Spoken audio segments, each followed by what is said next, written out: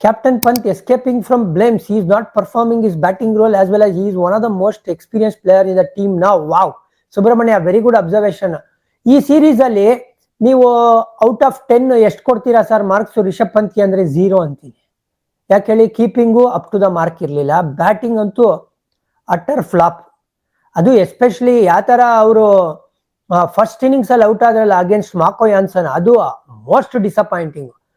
ಇವ್ರು ಹಿಂಗೆ ಆಡೋದು, ಹಿಂಗೆ ಇರ್ಬೇಕು ಅಂದ್ರೆ ಗುರು ಡೈನೋಸರ್ ಒಂದ್ ಕಾಲದಲ್ಲಿ ಜಗತ್ನ ಆಳ್ತಾ ಇತ್ತು, ಅದು ಅಡಾಪ್ಟ್ ಮಾಡ್ಕೊಳ್ಳಿಲ್ಲ, ಅದಕ್ಕೆ ಎಕ್ಸ್ಟಿಂಕ್ಟ್ ಆಗೋಯ್ತದು.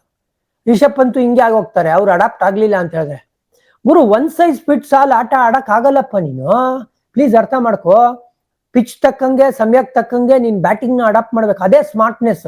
T20 ಬೀಸ್ತೀನಿ ನಡೆಯುತ್ತೆ, ODI ಬೀಸ್ತೀನಿ ನಡೆಯುತ್ತೆ, ಬಟ್ ಟೆಸ್ಟ್ ಅಂತ ಬಂದಾಗ ಎಕ್ಸ್ಪೋಸ್ ಆಗೋಗ್ಬಿಡ್ತೀನಿ.